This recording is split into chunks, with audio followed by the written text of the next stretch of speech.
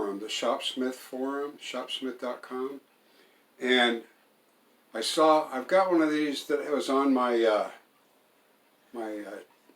drill press, my desktop drill press, and I always wondered if I could ever put this on the Shopsmith, and out on the forum, somebody had done it. I'm not sure how to pronounce his name, but he did it and he showed it, and I thought I'm going to do that because I use my Shopsmith as a drill press a lot. So I got me a chunk of 2x4, and I've got the tie bar leftovers from when I did my upgrade to a double tilt. So I can use that to help trace out my lines. So what I'm going to do is mark a center line on this, mark my holes. I got a 1 3/4 inch hole saw, and I'll go ahead and cut in 2 holes on this, because I think it'd be fun. It looked like an easy project, so that's what we're going to do. This will probably be just one video.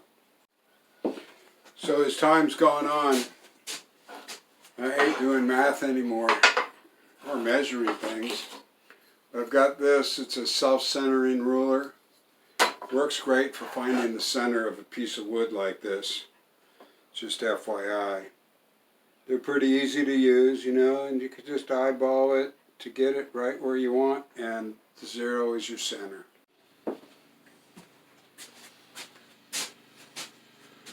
Hey, okay, so I got my line drawn down the center of that 2x4 piece, and I'm just lining up my piece here, right along that edge there,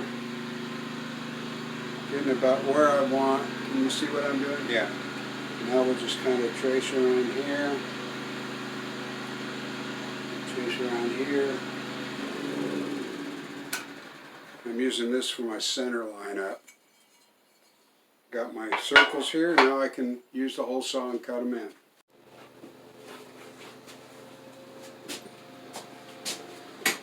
Okay, so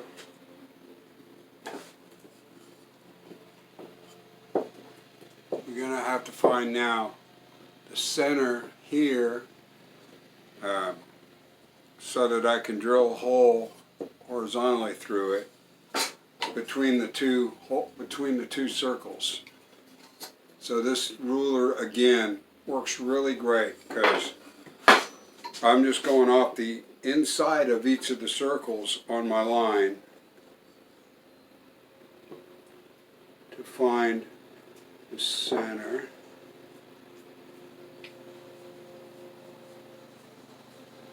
Okay, right there. There we go.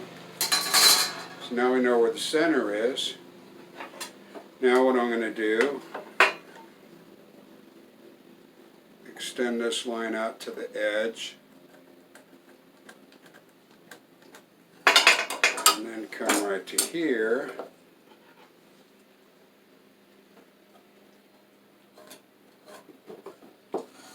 And find the center of this.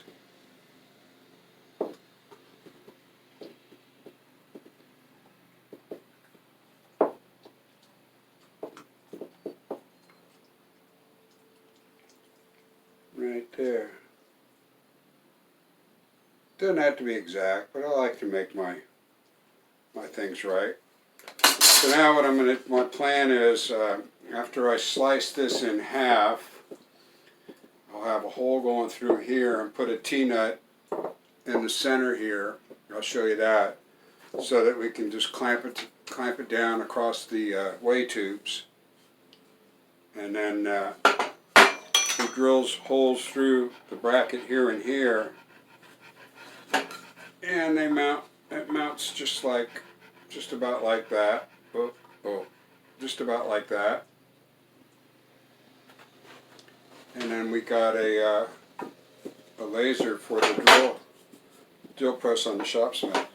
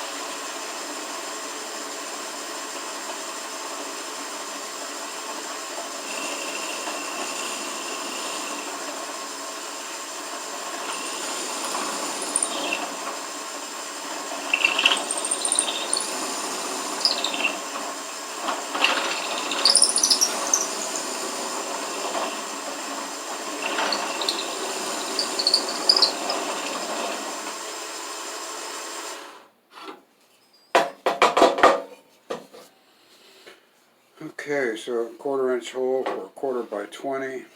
Now we'll set up with a saw and get this all done up. Alright, now we're going to slice this guy down the middle.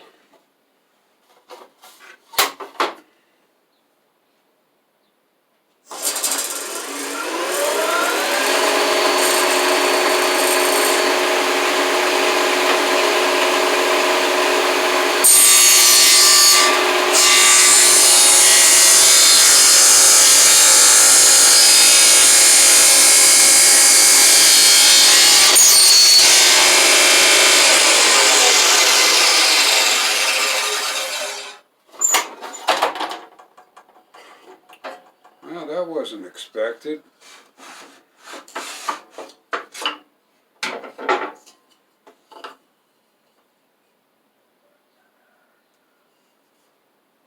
Okay. Hey, YouTube. Alright, so the first attempt at this didn't work out because I was eyeballing where to cut these after I used the die to draw out where the circles were.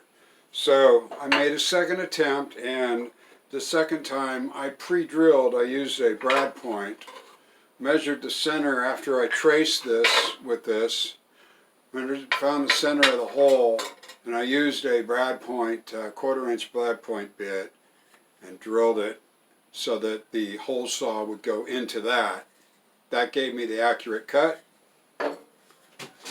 And now these guys fit. This fits perfectly. And before I cut it in half, I drilled this hole here so it went through and down into there. Now we're going to take a spade bit or maybe a Forstner bit, cut in a hole for a T-nut to fit in here. 1/4 by 20 T-nut. That way I'll be able to screw these together. Okay? Hey YouTube. Alright, we've got our laser done for the shopsmith. So we'll go ahead and get this thing hooked in. Alright. And so happy for the Shopsmith forum for showing pictures of this and how it looked, because without that I wouldn't have been able to build this as quickly as I did. But now it's in place. This thing's got a little line on it for aligning the laser. It came with the laser. So not sure if it's going to show up or not. See if you can see the laser.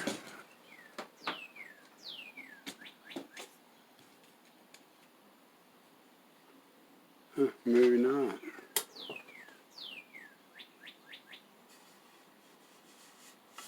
Oh, okay, well, shucks, the laser doesn't show up on my camera.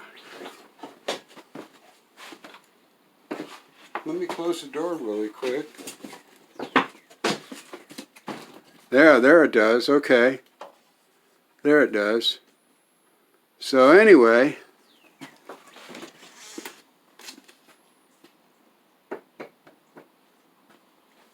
now we just got to play with it and make sure that it stays. It looks like I lined this up. Oh. Alright, so I lined this up once before I did the video. I kind of wanted to make sure everything was going to work right. And now that it's hooked in, it looks almost like it's still lined up, even though I just mounted it. And so what I've done here, I've got it pushed all the way up against the headstock. That'll be the way I do it every time. So I think as long as I push it up against the headstock and lock it in place each time, it's always going to be in the same location. And yeah, and it's right where I had it before. I'm off a little bit. I've still got a little bit of adjustment. That part's hard, and but it works. It works. So now I've got a laser on my shopsmith. Thank you, Ribel. I wish I knew how to say your name properly. I know how to spell it, so I'll put it somewhere up here to give you the credit, because you did it from the Shopsmith forum. And because of that, this laser's kind of old. I got this years and years ago. I don't know if they're still the same. I understand that may not be. And Wixie makes one for the Shopsmith pre-made, but I wanted to build my own because I already had the laser part of it. And what I've seen or heard on the one from Shopsmith, it's not super stable. This thing's pretty darn stable with this piece of 2x4.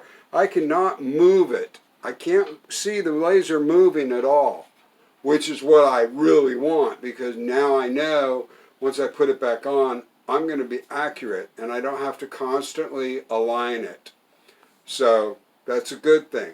And I do know from what I've read is that the up and down movement of the table will not change where this is, just like on my standalone drill press. So cool, man. Another project out of the way. Thanks for watching.